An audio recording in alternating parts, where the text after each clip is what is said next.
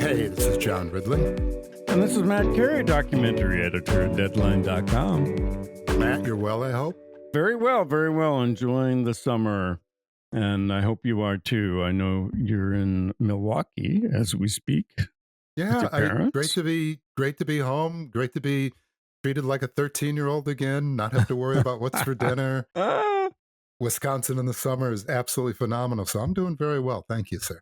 Well, I wanted to, just by way of introducing our guest on this episode of Doc Talk, mention that we're really delighted to be welcoming one of the really most important filmmakers, I think, who has emerged recently in recent years, and that's Reid Davenport, who a lot of people in our audience will know from his film "I Didn't See You There," really his breakthrough.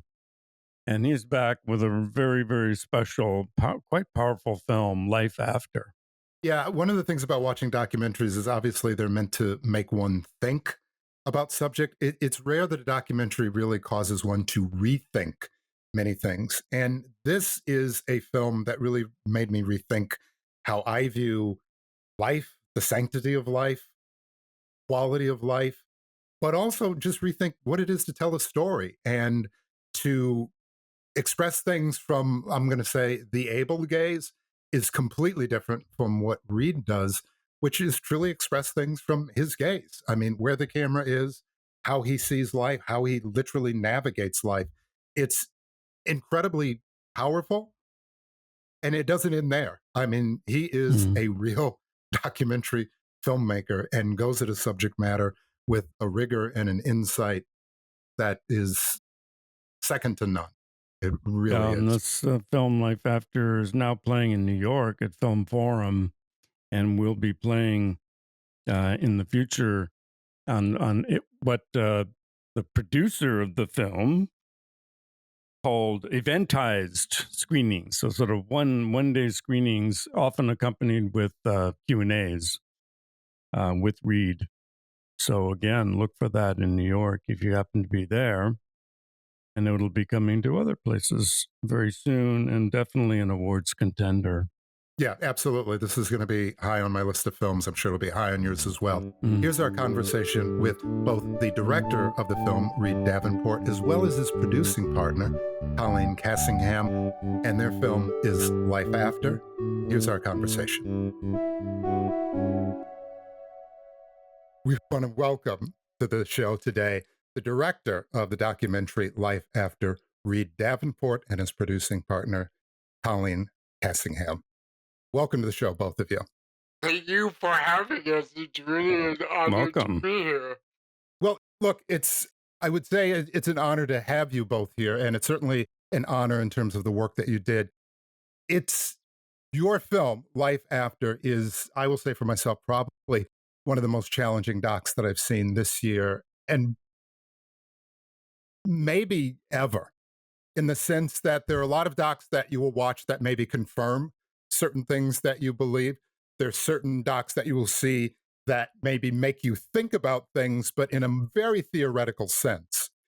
But your documentary really made me think not just about the subject matter, which is really about what is the quality of life and how that's determined, but how I may assess my own quality of life under different circumstances and even the people around me. And I say that speaking as I stay with my parents who are 90 years old and are in a place with a struggle, and we think about what is their life and what is their value. So there's a lot to talk about in this film, but we got to roll it back and where it starts.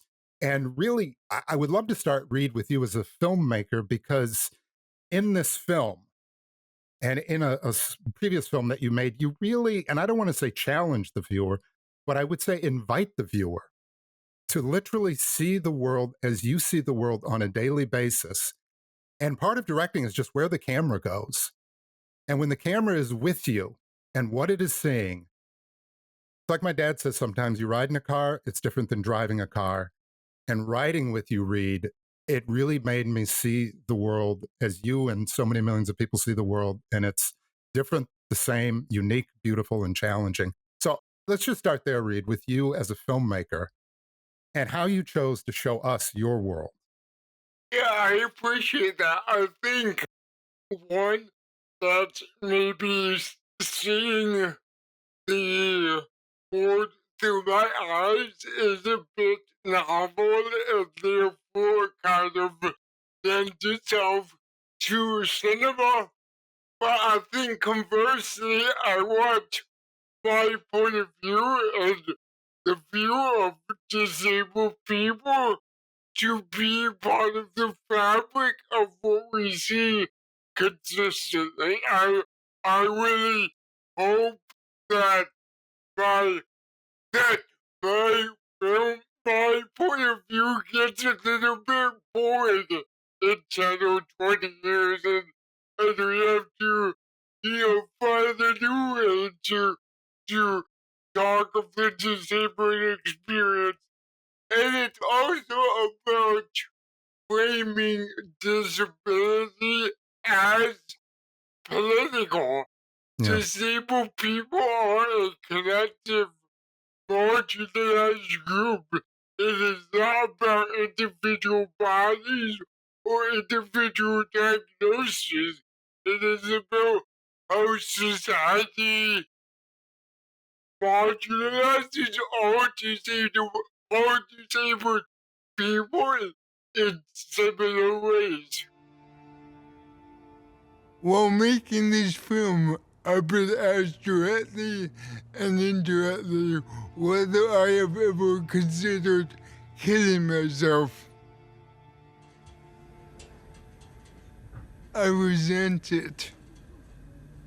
Not because I'm ashamed, but because it feels like a question that a non-disabled filmmaker would not be asked.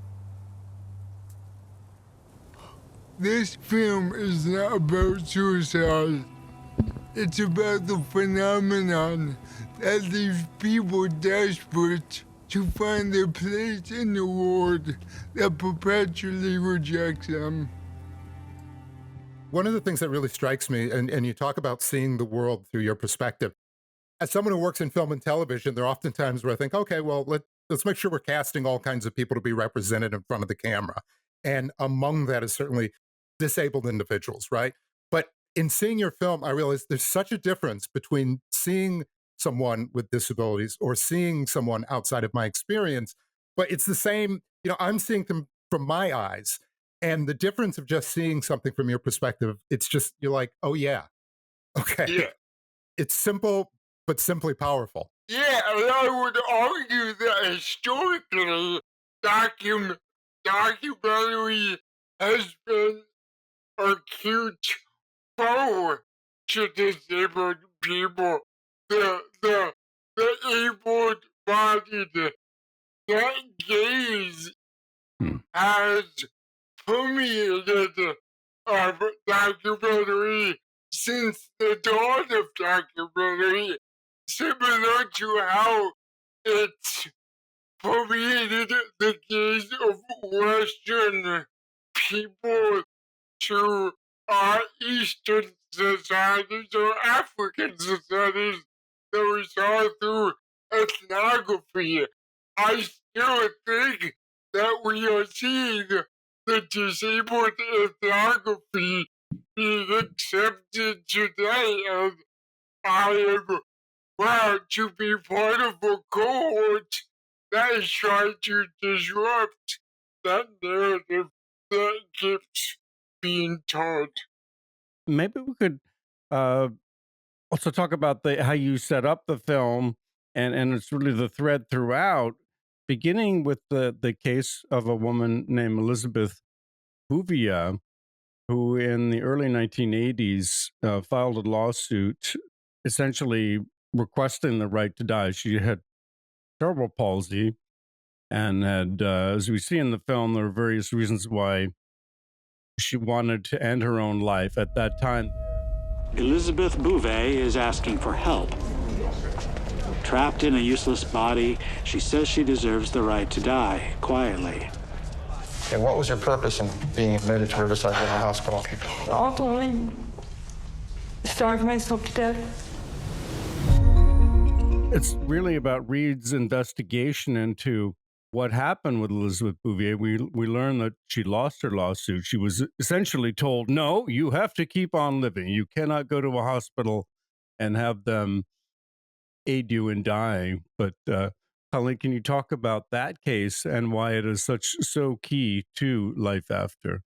Yes, so Reid discovered the story of Elizabeth Bouvier, this disabled Californian woman, through an anthology by preeminent disability scholar Paul Waltmore, and we sort of see that seed in the beginning of the film, where we hear Reid speak about discovering Elizabeth's story and instantly sensing that it was a cipher for so many intersecting issues that still face the disability community today. And there was, when Reid brought this film to me and to Multitude Films to discuss collaborating on it, it was so clear that he was already percolating on so many intersecting contemporary stories that he could see had clear resonance with Elizabeth's story and the issues that she brought up in seeking the right to die ostensibly based on her sort of disability and inability to live life of her own design. What the film unpacks really clearly sort of reveals over the course of the 100 minutes is that it wasn't in fact because of her disability that she wanted to die. By the end of the film, the sort of revelatory moment is when we read her own writing after sort of going on a journey of getting to know the details of her life, both around the time that she was sort of a sensational news item in the 80s, all the way through what happened afterwards, her life after. And we read in her writing that the true reasons, which she couldn't even articulate to herself back in the 80s, that she was seeking death, were in fact the violence and indignity associated with the bureaucracy attached to navigating life with a disability in the US and elsewhere, and the acute lack of resources and supports that were available to her.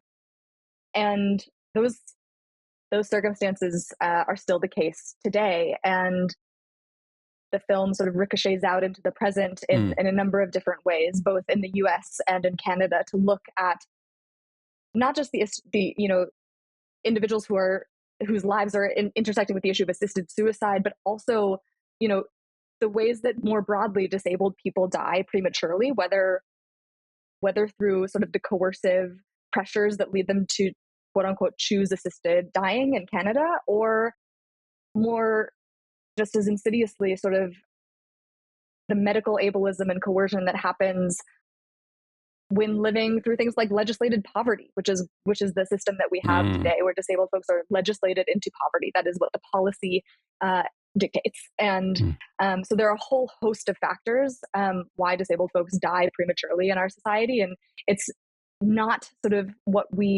non-disabled people might suspect is the case. It's really not about people's bodies. It's about how society treats disabled people's bodies and marginalizes them. So that's sort of the arc of the journey that we wanted to take people on. And it's the journey that I personally had when speaking to Reid about this project and diving into this and really getting educated about not just disability justice and disability sort of politics, but really reframing my own perception of disability and grappling with the sort of deep-seated fear of disability that we're all socialized with. So we wanted to take the audience on that similar journey through both the story of Elizabeth Bouvier and the cases that we touch in the present day. Colleen, can I ask you about that real quick? Because I think for all of us in spaces, I like to think I'm a progressive person until sometimes I'm smacked in my face with something that, oh, okay, I'm still a kid from the Midwest. There are often times as a Black person where a white person is genuinely trying to be understanding or progressive, and you're like, okay, you don't get it. You talk about your own experiences or things that you dealt with. Would you mind talking about that a little bit? I don't mean to put you on the spot, but again, I felt the same way watching the film, where it's like, okay, I don't understand any of this. And obviously that's what the film is about, but I'm curious for you, having to work with the material, be near it, how you adjusted early on or came to certain truths. Absolutely. It was totally a smack in the face to realize that I, was starting from ground zero when it came to understanding the concrete ways that living with a disability is a political act, and the concrete ways that manifests. And so for me, I always thought the issue of assisted suicide was pretty simple. It was about bodily autonomy. I am deeply committed to issues of bodily autonomy, and I thought it was sort of a one-to-one translation. And in reality, the sort of like best, most benevolent sort of or reframing of that is actually there's a huge part of the puzzle that I was missing or wasn't considering, and that is the ways in which legislating assisted dying, while ostensibly the language that's used, by lobbying groups and sort of in vernacular is calling it sort of death with dignity. There's a way in which actually we're ignoring the interlocking ways that we're not allowing people to live with dignity, to thrive, and instead the parallel expansion of access to assisted dying is incredibly dangerous and coercive, and puts the impetus on disabled people to advocate for their own value, and has the default sort of assumption be, I can see why you wouldn't want to live like that. So maybe we'll just help you to end your life. And actually, we wanted to sort of galvanize progressives. We actually think this film can speak to a lot of different kinds of audiences across the political spectrum. There are lots of access points, but one intervention that felt most relevant to us was speaking to sort of fellow progressives or leftists about this sort of cognitive dissonance around this issue, and to galvanize folks to really dig in terms of a commitment to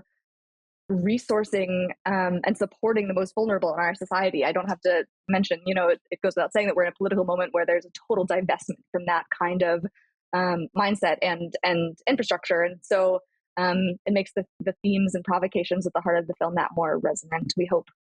And Reid, there's a really fascinating part of the film in which we see Mike Wallace, the great, venerable 60 Minutes correspondent, doing a piece on Elizabeth Bouvia. And later on in the film, you have sort of an offhand comment where you say, creepy Mike Wallace, and referring to him, which I thought was very amusing and one must say rather apt. But I wonder both why you describe him as creepy and what his apparent attitude towards Elizabeth tells us about the larger society, able-bodied society that is then imposing a viewpoint and judging the value of her life. I think it's worth noting that wasn't in voiceover. That was, kind of a free-flowing thought that I didn't know was going to come out of my mouth. From a more theoretical point of view, disability studies has a lot of parallels with feminist studies in terms of being condescending, kind of a hierarchy, and you see both chauvinism and ableism really stuck together in Wallace's approach to Bouvia, where he's commenting on his other looks.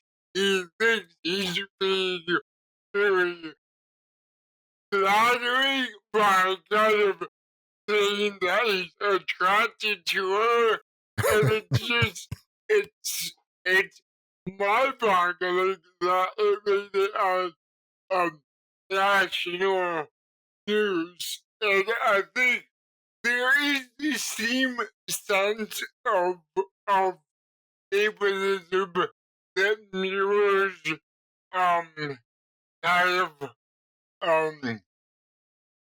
masculinity or misogyny that is still out today, but is more subtle than what Mike Wallace was doing. So I hope in showing this and providing commentary on it, we may be able to recognize the more subtle ways that ableism manifests in how we interact with each other.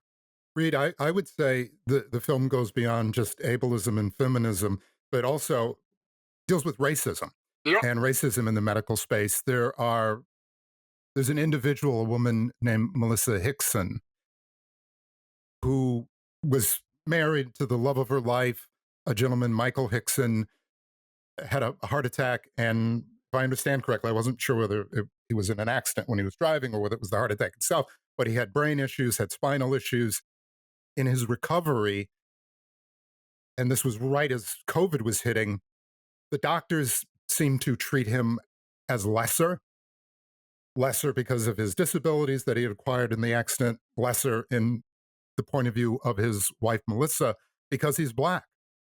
And there are conversations that are recorded where doctors, again, as COVID is hitting, and you ask her in the film, were they triaging her husband? She said no, but the doctors are making a triage type decision. His life is not going to be better. We're going to end it. She calls it murder.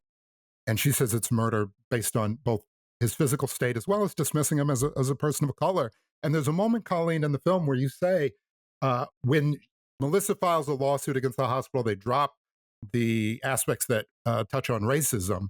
And you say, well, of course they can't allow that in the case because then the whole system falls apart. Reid, there's so many moments where you draw ableism to just disenfranchisement across the board. And that's where it really gets scary. And you talk about what's going on in the world. Yeah, a lot of what's going on is people are saying, well, that's not me. They're going to go after those folks or whatever. But your film sets up, there's a creep, and it's going to start creeping for potentially almost anyone. Ableism attaches to every force that marginalizes any group. And I think one could make the argument that that goes for, everything for gender identity, racism, homophobia, anti-immigration, especially anti-immigration when you have Trump talking about mental hospitals. So, and the other thing is, it's kind of a cliche in the disability community, but disability kind of doesn't, it does discriminate in certain ways, i.e., if you are poor, you're more likely to be disabled, but by and large, disability goes across all of these groups, so you can't really, you can't parse it from any group or anybody. It's there. It's part of the human condition. It has always been part of the human condition. It will always be part of the human condition. It's how society deals or doesn't deal with it. That is the question. When you talk about how society deals with it or doesn't deal with it, that's another moment in your film that is so powerful because notionally, I'm not going to say truly in society, but notionally, as a person of color, I can live where I want. I can go where I want. I can do what I want. There's a moment in your film with Elizabeth where the family decides, and the family is struggling just as a family, as well as with Elizabeth, they put her into a care home. And you used the word segregation. And I certainly didn't believe that you were comparing tragedies. But the moment you said that and the moment you showed it, I realized this is going on, right? Technically, I can live where I want. Disabled people are being segregated. Disabled people are being experimented on.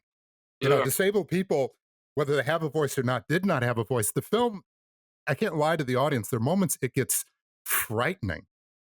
And frightening because it's going on and I'm sitting here enjoying my life and it's happening.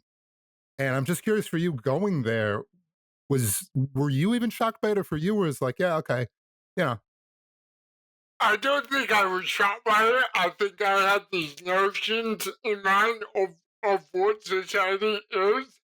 I think I found instances that affirmed and deepened these notions that I already had.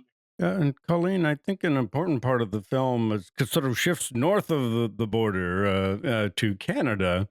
And you refer to Canada a little bit earlier, and we are introduced to a young man named Michael, who also is thinking about possibly seeking medical aid and dying, as it appears to be referred to in Canada, and there's this acronym of MAID, medical aid and dying. It's such an important part of the film where the this national legislature in Canada is considering expanding this. The idea, which is similar to some states in the US, is that, well, people who have terminal diagnoses and meet certain criteria could get assistance in dying. But then in Canada, there's this debate of, maybe we ought to include the disabled in this. And they're not at any risk of dying imminently necessarily. In fact, they may live very long lives. And yet there's this thing, and it's cloaked in language of compassion. We want to help you out here by giving you an off ramp from life. But can you talk about that debate in Canada and what it revealed from your point of view? Yeah, absolutely. And so just to clarify the timeline here, in 2016, Canada passed what is the sort of most common form of assisted dying legislation, which was restricted at the time to terminally ill people. And then 4 years later, in 2020, they expanded it to include disabled people. And that was in 2020. It's been 5 years. They passed this sort of really quietly in the midst of COVID. And as Reid and I were making this film and embarking on deep research for the first couple of years and then into production, we were tracking in real time the fallout from that legislation passing, and coming across dozens and dozens of stories of disabled people feeling like they had no other choice but to apply for MAID, whether because they were on the brink of homelessness or approaching impoverishment, or they couldn't find accessible housing, or they couldn't get the healthcare that they need, because we have very different health systems between Canada and the US, but sort of a commonality among them is that folks who need specialized care have barriers to accessing it. It was really painful to be doing this research and connecting dots between the unfolding MAID legislation and looking at it, seeing it sort of as a cautionary tale for what feels like could happen in the US, despite different legal systems, different healthcare systems. The trajectory still feels very much the same, where there's increasing acceptance of assisted dying, again, as a sort of a notion of autonomy from a progressive point of view, or even as a cost-saving measure in an austerity economy that doesn't want to resource the care that most people need to survive and thrive. So either way, this, it feels like we're very much looking into a window at what our future is. So assisted dying in the US right now is legalized in 10 US states and Washington, D.C. And it is technically restricted to terminally ill folks.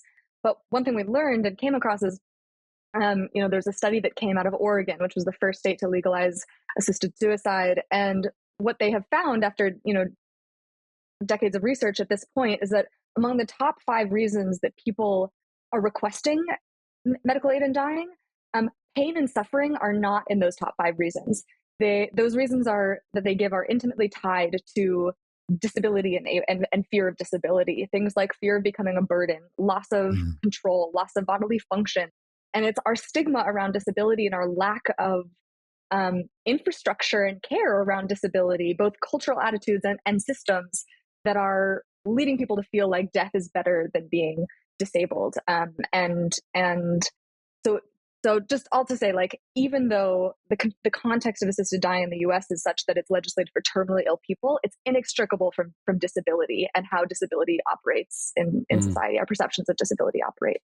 Yeah, I think that's very true. And we see it's rather shocking that part of the, I guess, process of evaluating the legislation in Canada, they made an actual study of how much money we're going to save in Canada if people just end their lives early.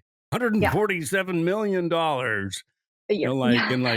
Let's factor that in. And Reid, your film gets into the subject of eugenics, which is something that maybe had fallen out of discourse for a while, but you bring it back certainly to the Nazi era. And there's a strong, and you make I think, compelling argument that when you Canada expanded this legislation. It's really encouraging people to consider ending their lives because we don't want you around.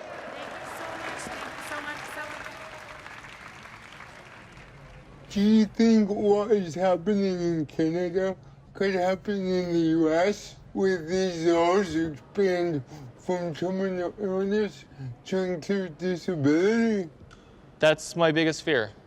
Was in Europe across the ocean, and now it's like right across the border. So like we're seeing this developing, and it's not just a slippery slope. It's like it's the snowball coming down the hill. It's going to be an avalanche because the health system is basically going to tell you you should kill yourself because that's the cheapest option. And so again, it's this ableist perspective on whose life has value and whose life has meaning. And it's not the individual deciding it, it's a societal decision. It's not only this ableist notion of charity or mercy, there's also this more sinister incentive where if we have less people, less disabled people, we have less people who are dependent on the state. So wouldn't it be great to like eliminate disabled people but call it voluntary? But we're gonna call it voluntary even though we're gonna impoverish you and drive you towards your death. In the film, when we talk about driving people to their death, there's a couple of moments where I don't feel like people are being driven as much as invited, where there are Yeah. these slick ads. Oh my gosh, that was where shocking. almost like Aspirational. yeah, it was almost a tagline Aspirational. like "Don't miss your chance to die." Yeah. Where there are these, it's almost like they're selling new iPhones, where people are looking at the world and you know, I see bubbles and I see the sun, and there's a level where, yeah, I hope everyone looks at the world and sees the hope and sees a tomorrow and sees good things. But when that's part of the underlying ad, just like in medicine, hey, you know, if your leg itches, you can get up and walk and go to the beach and take off your shirt and you don't have eczema, and those sales tools that we see, where it's not just like, hey, think about this. What we're telling you is this is going to be the most critical decision and decide if it's right for you. And to me, that was the moment where it was like, wow, this is challenging. There's another moment where you have activists who are challenging those people who are advocating, and they're asking the question, is there going to be more money for those who want to live? Are you going to put more money in the system? And the folks cannot get off the stage quick enough. You know, they're there for 20 minutes, a half an hour talking about why there should be assisted suicide bills. But the moment somebody says, okay, well, what about the money for those who want to live? Crickets, crickets, crickets. Yeah, it makes we hear this argument a lot from pro-assisted suicide groups that, oh, we agree with you. We think there needs to be much more support for disabled people. But when the rubber hits the road, they are not advocating for it. They are doing continually to advance life for people with disabilities, only death. Yeah.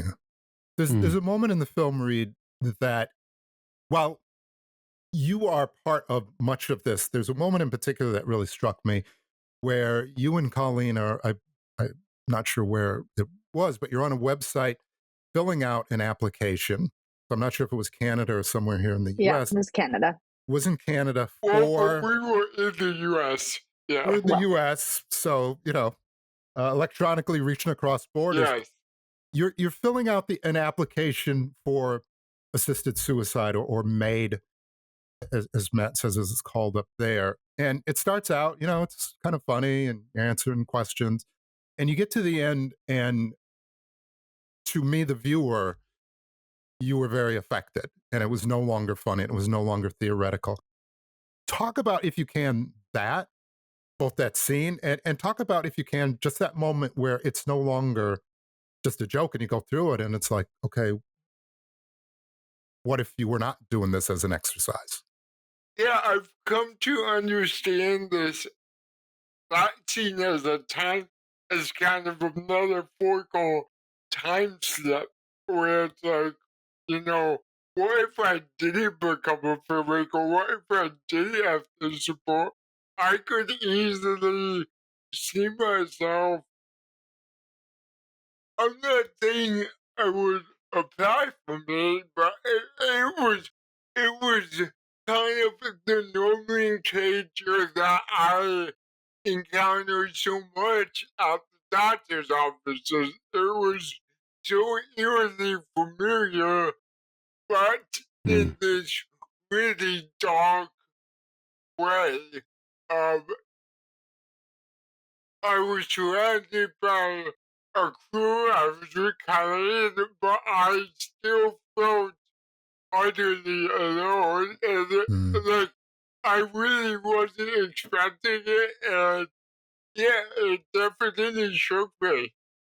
Yeah, I wanted to ask about a quote in the film, in case it hasn't been clear. You sort of there's an investigative element to the film where you try to find out what happened to Elizabeth Bouvia. Is she still alive? And you wind up talking with her younger sister and her older Mm. sister. And at one point, Rebecca Kastner, who's the older sister of Elizabeth, referring to her sister, says her body was like a battlefield. And we've kind of touched on this, but that was one thing I found very powerful in the film is that there's certain categories of people in American society whose bodies are contested. Mm-hmm. John, you alluded to the Black experience, the Black body since time immemorial in the United States has been a contested space, a policed body, a murdered body in so many cases. The same can be said of our current debate over trans rights. The trans body, Mm. you're not free to live your life. If you're a trans Right. person, it is a contested space. So is, and Colleen, I think you were alluding to this partly, a bodily autonomy. So are women's bodies. Apparently, the only people who don't have to worry about their body being contested are white, able-bodied males. Funny how that works. But I think that's a really important part of the film. Was there a quote? Yeah, I think we Well, I both guess it agree. was more of a I think statement. I think we Hey, can I just say, leave it to the white man on the show Nah. to speak to our issues better than leave us speechless with what's going on. You know, when you say it like that, Matt, and I don't mean to jump in ahead of you, Rita Colleen, but, you know, I never heard it put quite contested, but you're right. You know, we got to fight to do what a certain class of individual takes for granted on a daily basis. And again, with your film, you know, I had to step out of my space and say, okay, I get to do things and have an autonomy that maybe Reid, you don't, and Colleen, that you don't. And to me, just again, in absence of Matt, I will say again, you made a powerful statement. Reid, that's one of the things in your film. I don't believe, and I'll say again, that you were comparing tragedies or your segregation is compared to my segregation or what happened in Nazi Germany is equal to what's happening in Canada. But what was powerful to me is you didn't leave this film saying, well, this side was right or this thought is right. You did the most difficult thing, which was say, okay, now you go home and you figure out what was right.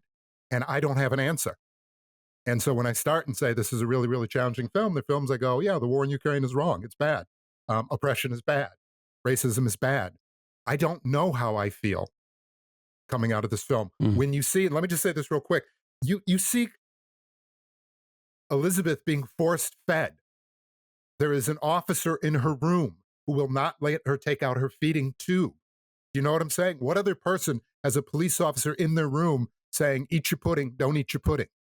Mm. Have a burger, don't have a burger? When I say this is a film that made me think more than probably any film in the 2 years we've been doing Doc Talk, it really reached a space. Again, no question there. I think Matt and I are out of questions. We're just here to say this is a film that is a must watch in 2025. thank you, and I hope what you do take away is that society is not doing what it needs to do to ensure that disabled people live lives of their own design. So I hope either you look and you look to the private sector to hire disabled people, and you look to the public sector to give disabled people what they need above the poverty line. Yeah. It's an incredibly powerful film. Life After is the name of the documentary. Reid, Colleen, thank you both for joining us. Deeply appreciate it and appreciate the film beyond words. Yeah, it's a really incredible. It's beautifully constructed. It's beautifully made. It is so powerful. I mean, man, does it pack a wallop. And you've won a number of awards for it, including at Sundance, where you had your world premiere, and richly deserved. So thank you for being with us. Thank Thank you so much. Really appreciate it. And if I can just invite folks to come out to our theatrical opening next week and across the U.S. this summer, please seek out a way to see the film this summer.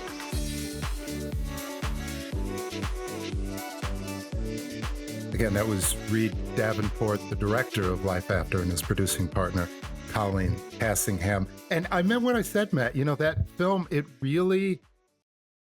makes you really consider life and the quality of life and what is that right choice. There's a part of me that says, look, if someone feels as though their life has no value, then yes, you should be able to control your destiny or your fate.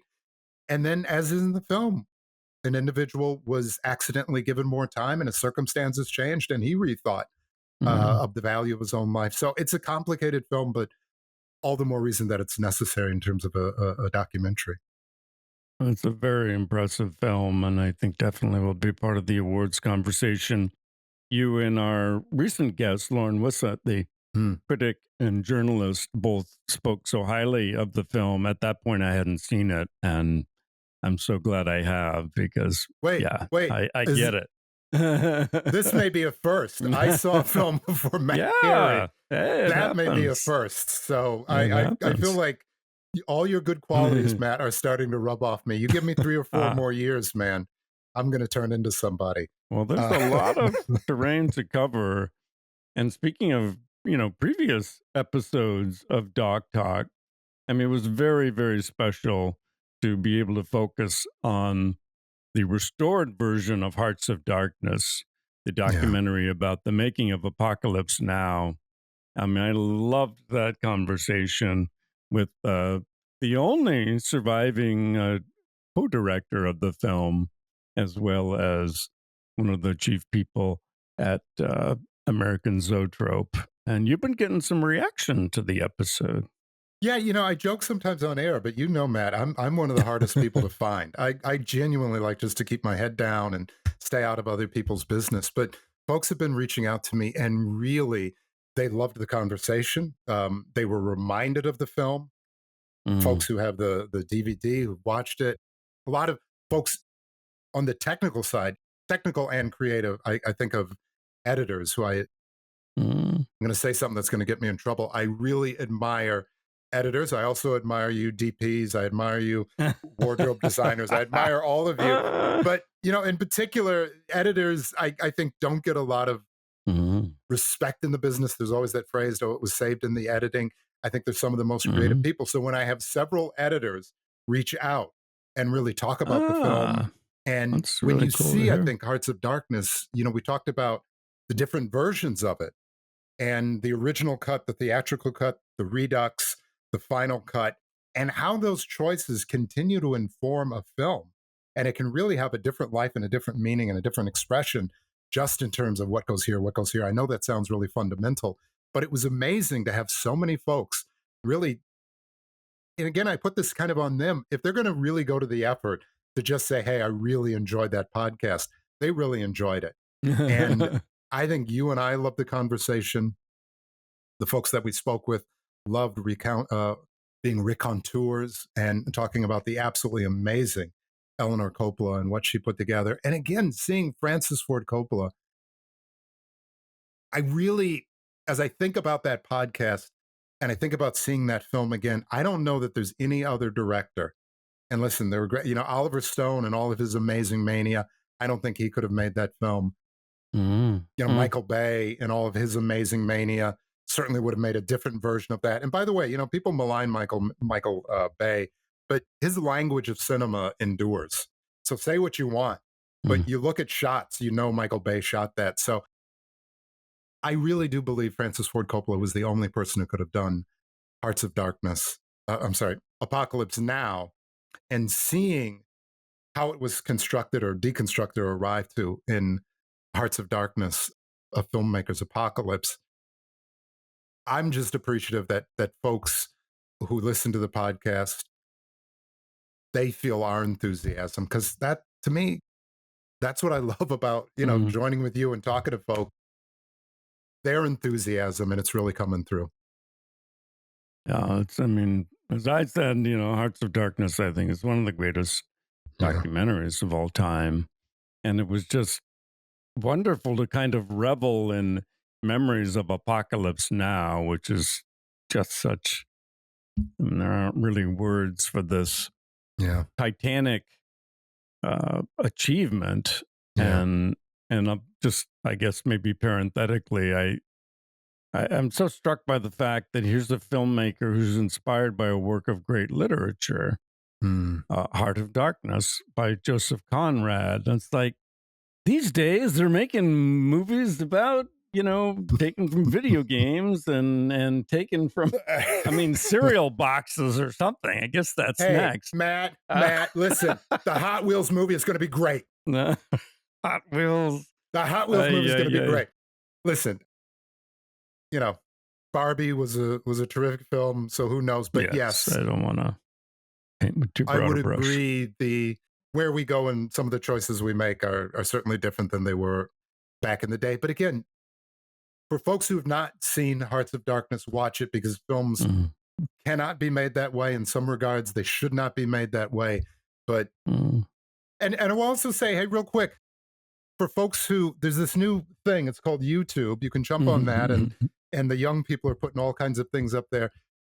One of Francis Ford Coppola's, I may have mentioned this before, to me, one of his greatest films, and this is a guy, Conversation, Godfather Part 1, Godfather Part 2, Apocalypse Now, even Dracula.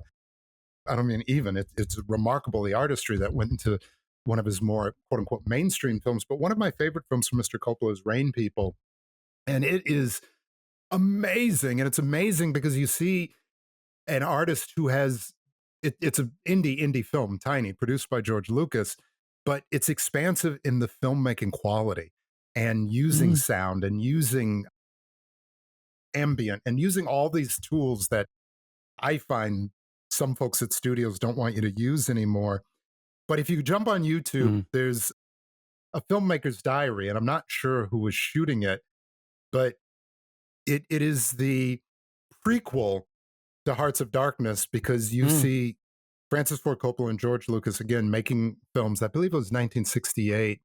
They even talk about things like they're going to New Jersey to film and they shave their beards because you get treated differently in New Jersey if you're a young kid with long hair and beards. New Jersey, wow, right next door to New York in 1968 than you would if you were clean shaven. But the intensity that went into making a small indie film, you see that this is going to be the pattern for Mr. Coppola. Filmmaking is an intense, beautiful, collaborative, crazy, insane thing. And that was his modus operandi then. It remains so now. I believe there's going to be a documentary coming out about Megalopolis at some point. Be very curious to see that. But Mr. Coppola, and again, I have nothing but great things to say about him personally and professionally, and about that entire family. So there are certainly some things that don't age well, but I can say that they came from a place where he is a true artist and supports art and supports artists, and supported me when I certainly hadn't earned it yet. But I really encourage folks, if you found the Hearts of Darkness documentary interesting, jump on YouTube. It's called A Filmmaker's Diary, Francis Ford Coppola. It's about the making of Rain People. Check it out, check it out, check it out, check it out, check it out. Matt, we could talk forever about this. Indeed. It's a weird thing we have our own platform, and we still got to be mindful of time. But we are going to be mindful of time. And speaking of being mindful of time, I don't have no idea how I'm making the segue. But on our next episode, to me, photography is about time. It's about capturing a moment. It's taking the endless stream that is life and reducing it to a split second and making it meaningful. And the documentary that we're talking about next week, which is called Memories of Love Returned, is so much about that. Mm. And we're talking to a filmmaker who is, man, you want to talk about somebody special? His name is Natari Guma Mbaho Mwine, who is the writer, producer, director of the film Memories of Love Returned. It is intimately involved in photography. And what Natari does is take that love, but actually express it in a way that the audience can appreciate it. His film is beautiful. It is lyrical. It is about Uganda. It is about a life. It is about so many different things. And it's interestingly to talk about one of our episodes that we did that we really, really loved. And I do think we love, they're all our kids. We love them all. Mm. But this is among them. And I'm speaking about Memories of Love Returned, that is going to be on the show next week. So Next week. Yep. Matt, as always, thank you for thank indulging you. me. See We are going to be back again next week. And then Matt is going to be taking a well-deserved vacation. Yeah, hopefully a little pause. Yeah. Please, please, please enjoy your time off, Matt. But before then, we will see you next week on Doc Talk. So looking forward to see you, Matt. Looking forward to having our audience again with us. Thank you all.